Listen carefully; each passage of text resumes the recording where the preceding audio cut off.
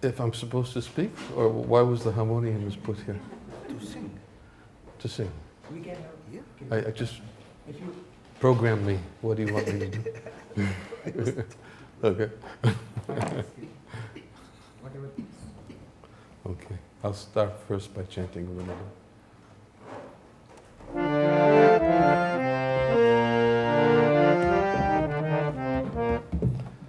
Anyone here has chanted with us before?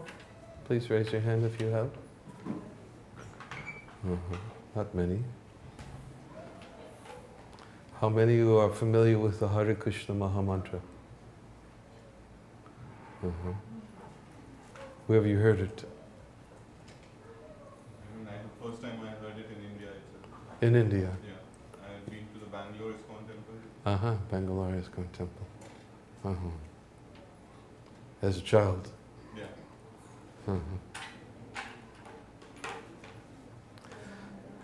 I'll speak a little bit about chanting. Maybe first before I begin chanting. I was first introduced to chanting in 1972.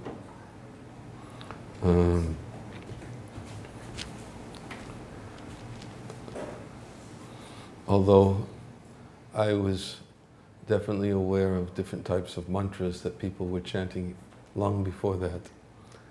But chanting the Hare Krishna Maha Mantra was introduced to me when I first received one of the books of my spiritual master, A.C. Bhaktivedanta Swami Srila Prabhupada, in which he gave a lot of emphasis to its relevance, which I felt was very relevant to my life. Because I was a college student, but I was also a seeker of sorts. And I went to the University of Massachusetts in Amherst in 1970, 71. I didn't graduate.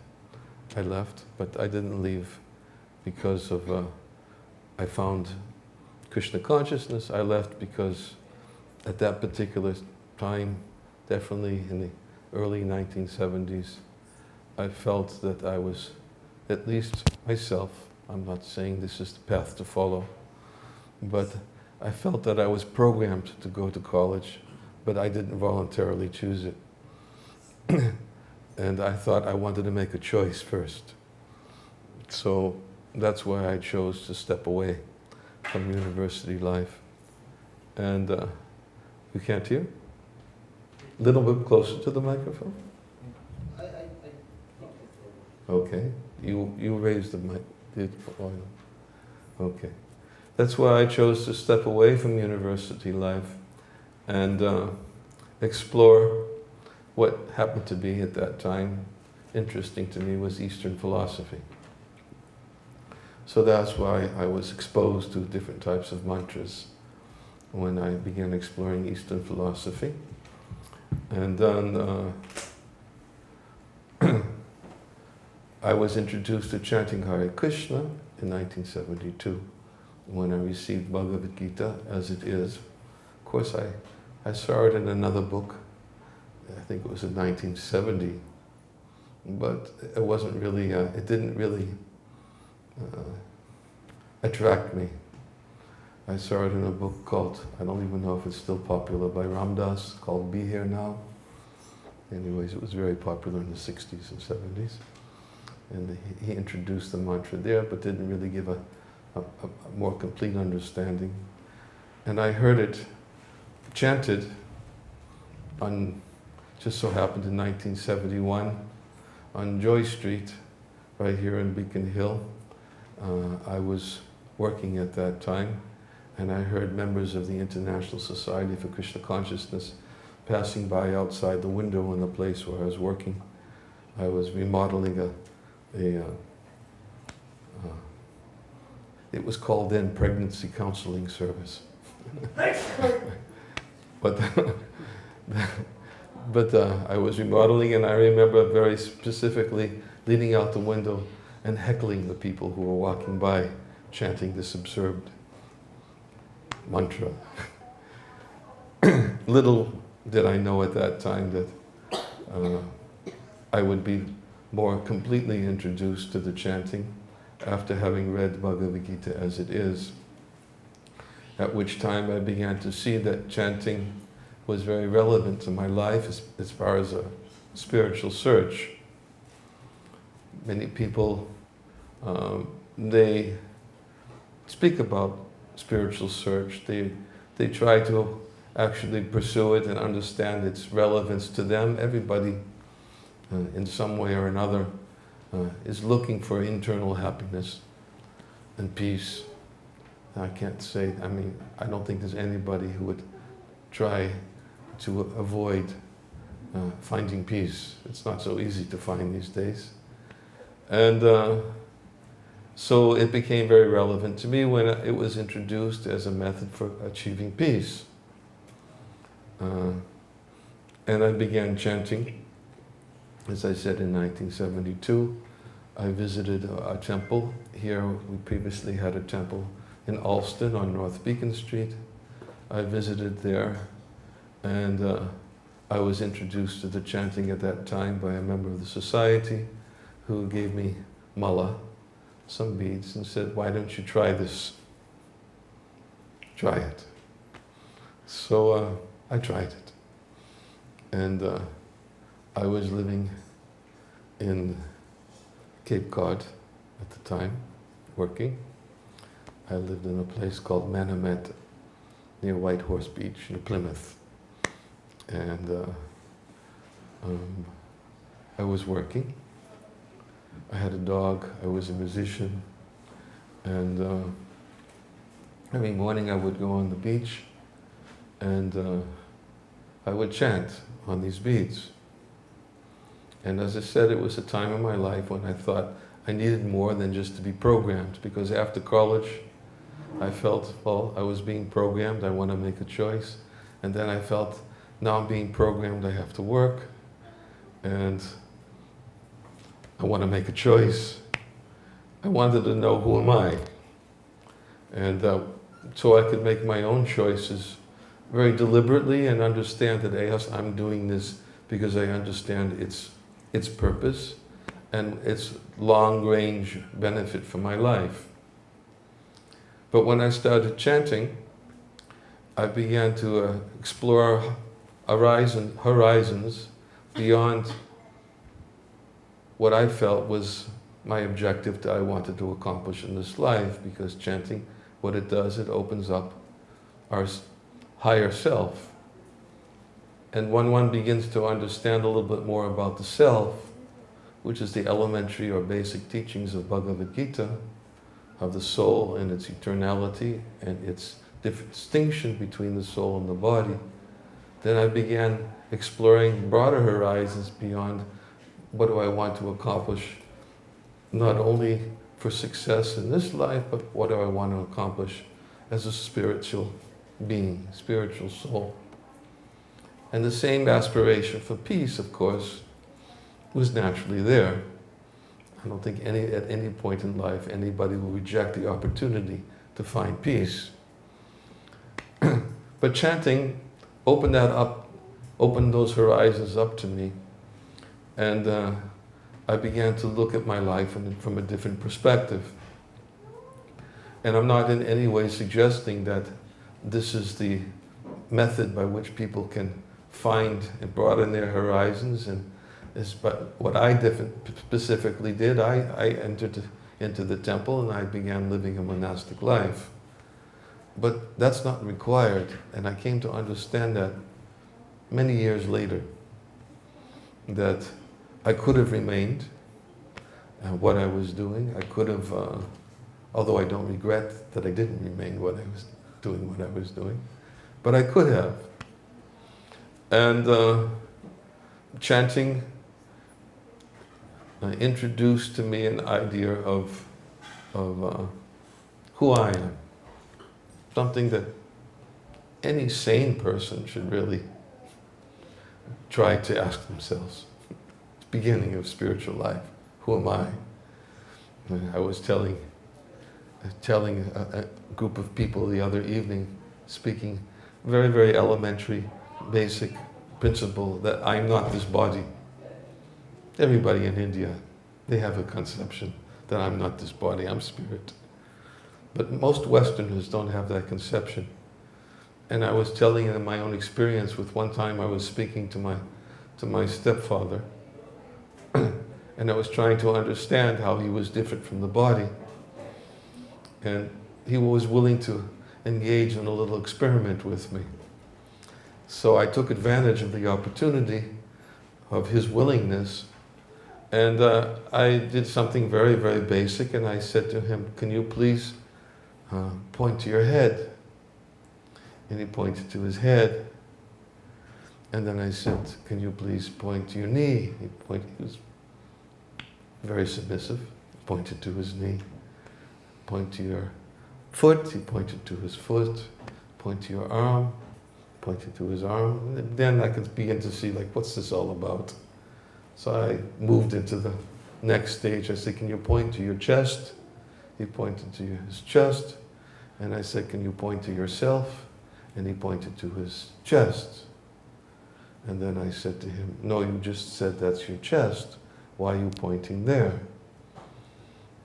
Because that's, anybody asks you, who, when you point to yourself, most people, yeah, this is me. But why? Why do we point there? And so I said to him, no, you just pointed to your chest, point to yourself. Why are you pointing there?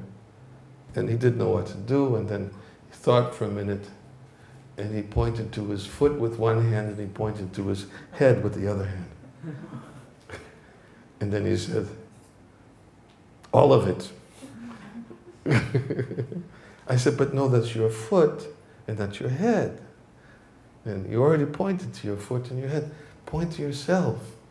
And at that point, he got frustrated and left the room.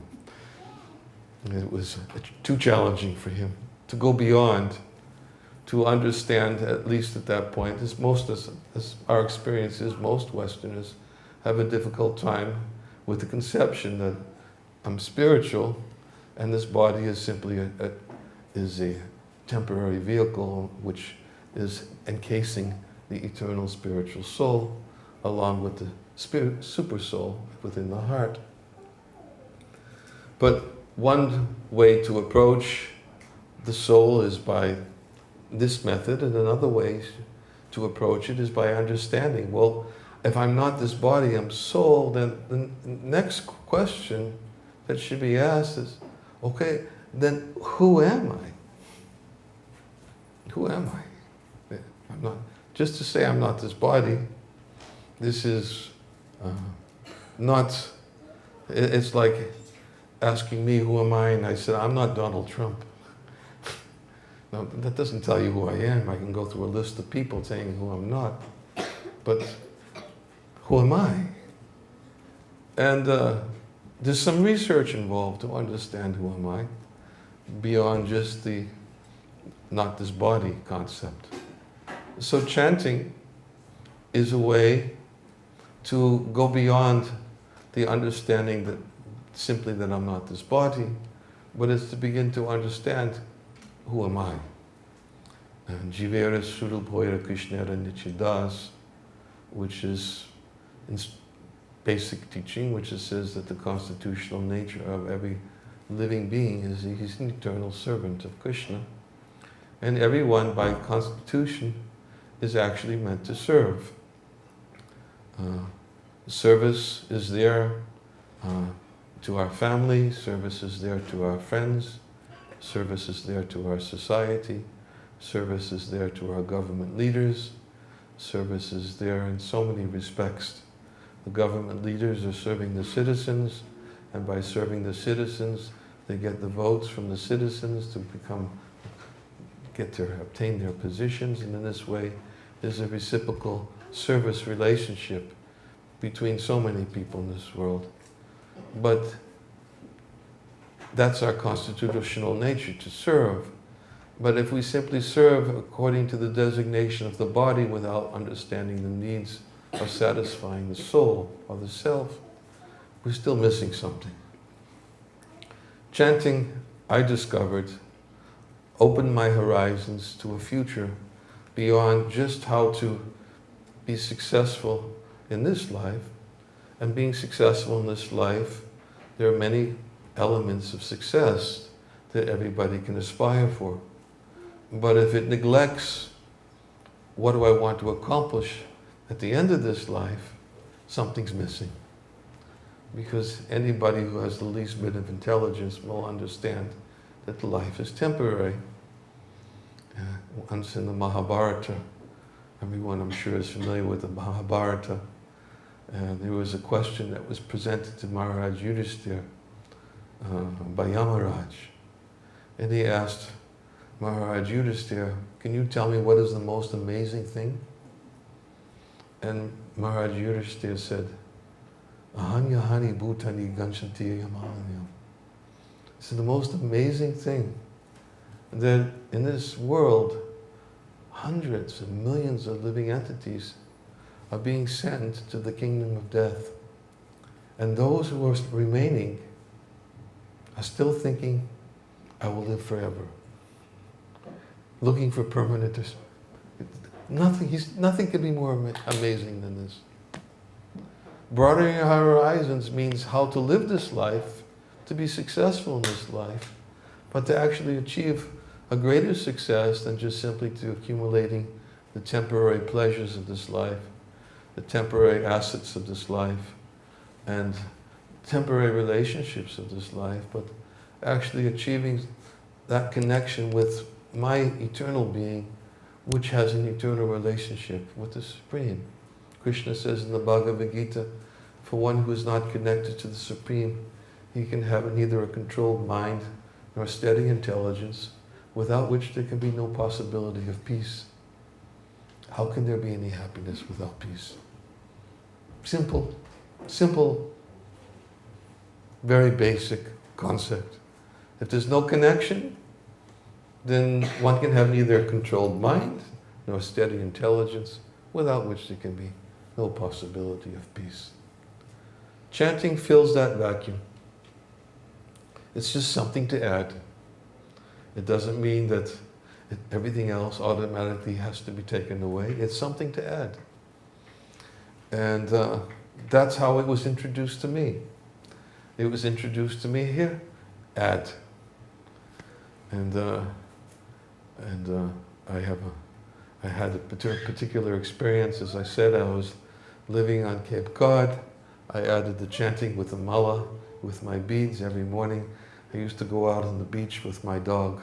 I had a Labrador retriever, and we used to have good times on the beach. I would throw the stick, and it's in her blood to go out and retrieve the stick in the water. I would throw the ball, she'd run in the water, bring the ball, and this was her life. And then when somebody introduced this chanting to me, I found that I had to utilize that time on the beach. Instead of always playing with my dog, I took the mala and I started walking on the beach with my dog, but chanting instead. Little did I know that my dog didn't appreciate that. And one day when I returned from Boston, I went to the temple. I walked into the house, and my dog was always there to greet me at the door. But at this particular time, when I opened up the door, I heard in the back room her tail hitting the floor really hard. And I knew she was guilty of doing something. That's how they usually are. You know, when they did something wrong, they know they did something wrong. So I called out her name, she didn't come. She stayed in the back room. And I walked into the back room. She was sitting there with a look on the face, because what she had done is she had taken those beads and chewed them to pieces. Because of those beads, you don't play with me as much as you used to play anymore. It's my first introduction to how I have to be careful, and to who I serve, and to be careful to make sure everybody's pleased by my activities. She wasn't very pleased. She chewed those beads to pieces. I had to get new beads. But our relationship was patched. Temporarily. So it's something to add. It's something to add. Find the time, add it. And when you add it, then, as I said, the horizons begin to open up and you begin to look at things from a different perspective, because sometimes the immediate and the pressures can be very overwhelming. And we look for various ways to release ourselves from pressures. But instead of releasing ourselves from pressures by sensual pleasures, which give only temporary satisfaction, a better or superior way, our higher way of releasing ourselves from pressures is by experiencing a higher state of consciousness. Krishna says, Vishaya vinivartante niraharasya dehina rasarajam visopyasva param drishva nivartate.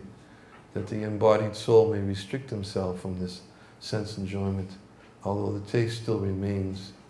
But ceasing such engagements by experiencing a higher taste, he becomes fixed in consciousness.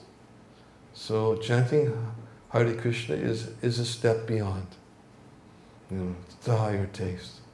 My spiritual master used to use the example that if you have a child who plays with knives, it's dangerous business. And if you try to take the knife away from the child, it becomes even more dangerous because the child will resist. So when the child starts resisting, it's more dangerous business because he wants the knife. So a better way to release the knife from the hands of the child is to offer the child a nice colorful toy. When the child sees the colorful toy, in order to reach for it, he has to drop the knife. In the same way, my spiritual master said, here, please chant Hare Krishna. Here's something better. And horizons open. On that basis, I've spoken a little bit about why I took up chanting, how I took up chanting, and I would like to invite you, with whatever little time we have left, to chant with me. Generally, the way we chant is I will chant the mantra completely through. First I say a few prayers to my spiritual master, and after those prayers I chant the Hare Krishna mantra all the way through, and then everybody is invited to respond by chanting with me, and that's my invitation for chanting. Okay. So.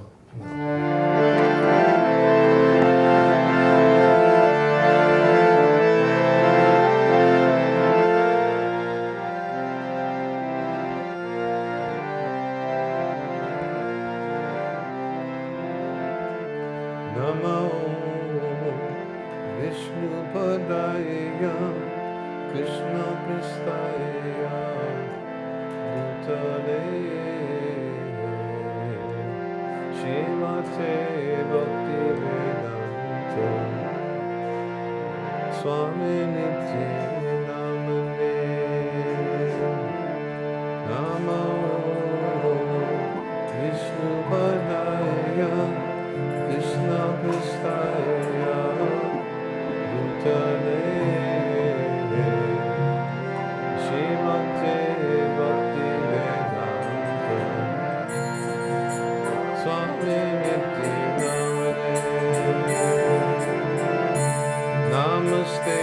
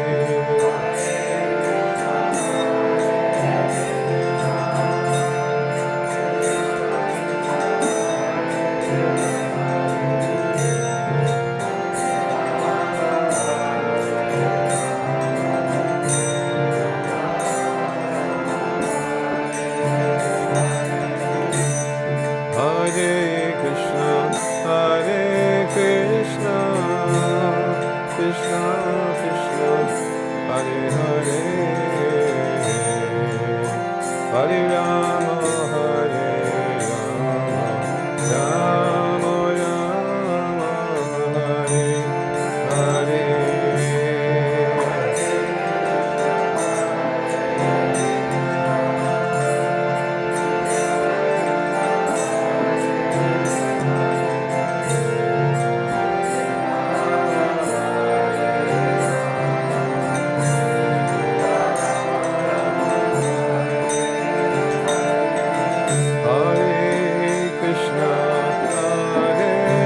Krishna, Krishna Krishna, Hare Hare,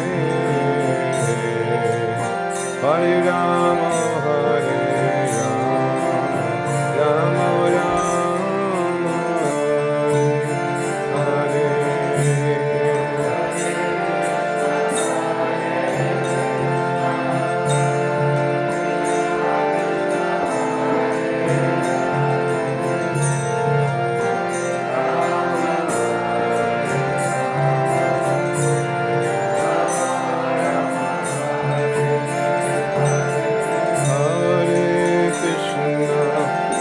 Hare Krishna, Krishna Krishna, Hare Hare, Hare Rama, Hare Rama, Rama Rama, Hare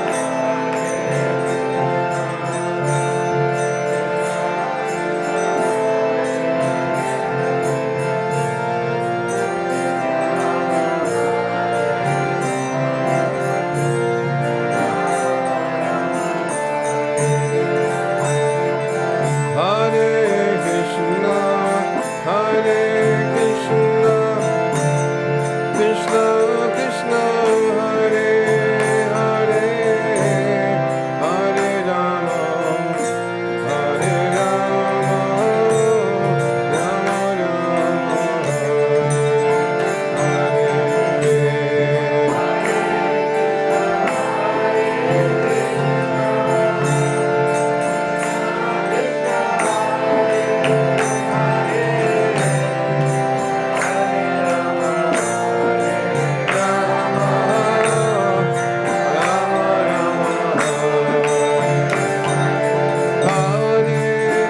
Krishna, Krishna Krishna, Hare Hare, Hare Rama, Hare Rama, Rama Rama,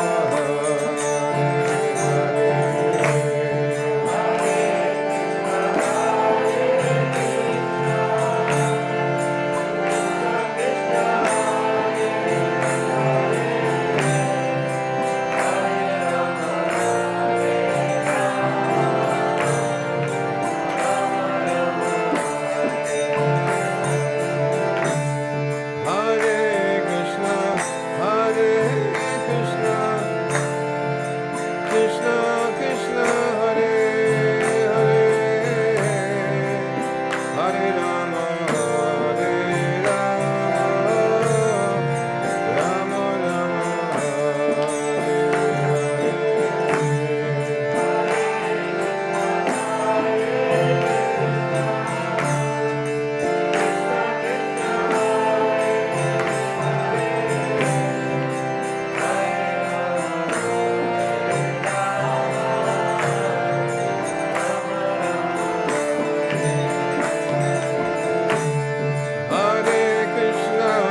Hare Krishna,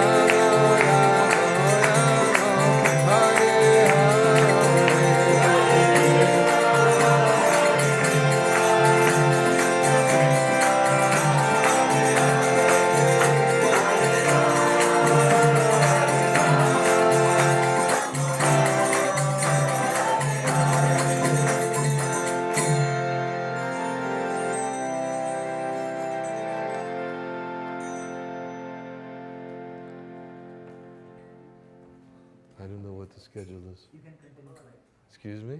you can continue for 5 more minutes. Continue for 5 more minutes. Okay.